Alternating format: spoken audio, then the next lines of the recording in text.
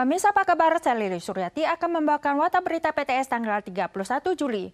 Polisi menggebrek pabrik rokok elektrik ilegal terbesar dalam sejarah di Taichung. Tersangka bersama 6 warga wanita dari Taiwan mengimpor nikotin dan bahan mentah lainnya dari Tiongkok dan diolah menjadi beragam ragam kartrid dan minyak rokok elektrik kemudian dijual secara online. Polisi berhasil menyita produk jadi dan bahan mentah dengan harga pasaran melebihi 100 juta dolar. Saat memasuki pabrik, petugas menemukan produk jadi dan setengah jadi minyak rokok elektrik. Demi kalkulasi saja sudah menghabiskan waktu. Rak penuh dengan minyak rokok berbagai rasa, sedangkan bagian lainnya penuh dengan bahan dan perasa yang tidak diketahui. Polisi membidik sepasang kekasih pada akhir tahun lalu yang dicurigai mengimpor nikotin dan berbagai perasa dari Tiongkok, kemudian menambah senyawa seperti propilen glikol dan gliserin yang disuntikan ke dalam kartrid rokok atau botol isi ulang yang dapat dipesan warga secara online lewat media penjualan yang dipasang di situs asing. 我国目前全面禁止电子烟制造、输入、贩卖及使用。 最高可处5000万元罚款，即便单纯使用电子烟，亦可处新台币2000至1万元罚款。 Untuk menghindari pemeriksaan, tersangka utama dan 6 wanita Thailand lainnya mendirikan 3 pabrik rokok elektrik di pusat perkotaan Taichung. Polisi menggerebek dan menyita sejumlah besar produk jadi dan setengah jadi senilai lebih dari 140 juta dolar Taiwan. 化学物质呢，它也有致癌的风险，再加上里面还有一些重金属，它可能会沉积在我们的肝、肾、心、肺、脑里面，会造成我们长期的危害。尤其是对于青少年的话，我们脑神经的系统发育还没有完全。 Kadar nikotin pada kartrid rokok mencapai beberapa kali hingga puluhan kali lebih tinggi dibandingkan rokok biasa, sehingga mudah menimbulkan kecanduan dan ketergantungan yang menyebabkan kerusakan lebih parah pada fungsi paru-paru, terutama pada kaum muda. Taifun Gami menimbulkan banjir di sejumlah wilayah di Taiwan Tengah dan Selatan. Genangan air telah surut di banyak tempat, namun berpotensi menjadi habitat perkembangan biakan vektor nyamuk.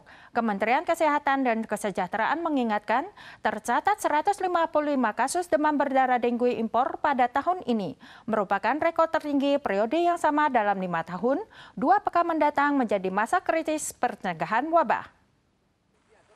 Genangan air di sejumlah tempat berpotensi menjadi habitat perkembangbiakan vektor nyamuk.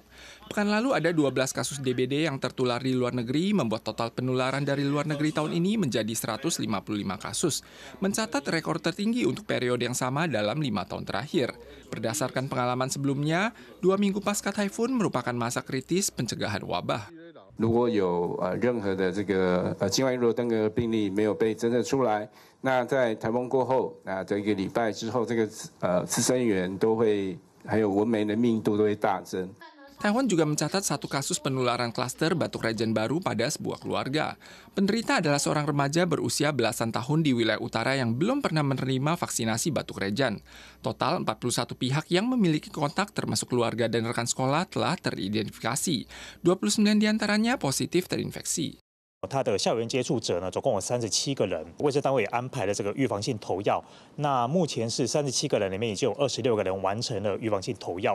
Total penjangkitan batuk rejen tahun ini mencapai 16 kasus, tertinggi untuk periode yang sama dalam 5 tahun terakhir.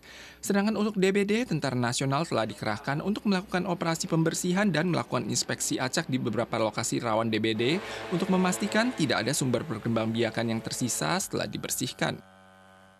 Taifun Gami berdampak pada banyak kapal kargo terdampar di pantai barat daya Taiwan. Posisi salah satu kapal terdampar yang berdekatan dengan situs wisatawan populer setempat menjadi ikon bagi warga untuk diabadikan dalam kamera. Bahkan ada warga mengabaikan keselamatan dengan mengendarai mobil jeep ke pantai hanya untuk berfoto.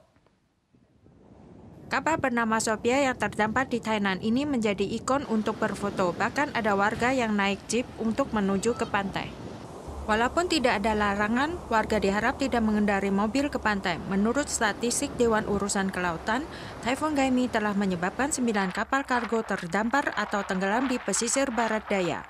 Menghadapi hal ini, operasi yang mendesak saat ini adalah pemompaan minyak kapal agar tidak berdampak pada ekologi laut. Transportasi di kota Hualien terdampak parah akibat Taifun Gami. Upaya penyaluran transportasi segera dikerahkan melalui jalur pengangkutan darat, laut, dan udara. Rute penerbangan Taipei Hualien ditambah, layanan tambahan feri juga diluncurkan. Sementara koridor jalan provinsial Suhua yang sempat terputus selama berhari-hari juga telah dibuka kemarin kembali. Kendaraan di sepanjang jalan melaju satu persatu ke arah selatan. Semuanya sedang mengantre dan tiba lebih awal agar bisa lewat. Koridor jalan provinsial Suhua yang sempat terputus selama berhari-hari akhirnya dibuka kembali tanggal 30 malam. Banyak titik di jalan provinsial Suhua yang ambruk. Ruas terparah dari seksi Heren hingga Chongte telah diperbaiki sebagian yang terbuka untuk dilewati kendaraan pada 3 periode waktu dalam sehari, masing-masing selama 2 jam. Antrean panjang juga terlihat di Pelabuhan Hualien. Mobil, motor, dan bus wisata berebutan naik kapal untuk kembali ke wilayah utara. Area istirahat dipenuhi orang, malah ada yang datang lebih awal untuk memesan karcis kapal keesokan harinya. Taifun Gami berimbas pada jalur kereta. 4 lokasi di jalur utama masih terimbas bencana, termasuk jalur yang tertimbun longsor dan jembatan Sungai Xiao Qingsui yang hancur terbawa air. Jalur ini diperkirakan akan dibuka kembali pada jalur timur yang menggunakan jalur tunggal untuk 2 arah tanggal 3 Agustus. Hualien dilanda bencana parah, pertama gempa kemudian taifun, bukan cuma berimbas pada masalah transportasi namun juga sektor pariwisata setempat. Kementerian Transportasi dan Komunikasi merespons subsidi wisata Hualien akan diperpanjang hingga akhir tahun, juga mempertimbangkan penambahan subsidi bagi para wisman.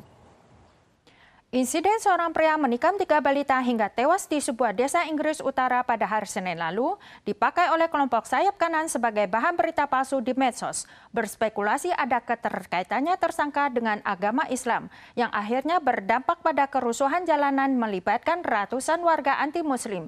Tidak hanya terjadi bentrokan antara perusuh dan polisi, bahkan ada banyak masjid yang dibakar. Ratusan perusuh meneriakkan slogan anti-Muslim, melemparkan botol kaca batu bata ke polisi, membakar masjid, mobil polisi, dan merusak toko. Kerusuhan menyebabkan 39 polisi luka-luka, 9 diantaranya luka berat. Identitas dan latar belakang pelaku berusia 17 tahun dalam insiden penikaman yang menewaskan 3 orang dan mengakibatkan 11 luka-luka sengaja dipalsukan dan dikaitkan dengan agama Islam di medsos. Setelah kejadian, polisi menunjukkan bahwa orang tua pelaku berasal dari Rwanda dan pindah ke tempat kejadian pada tahun 2013.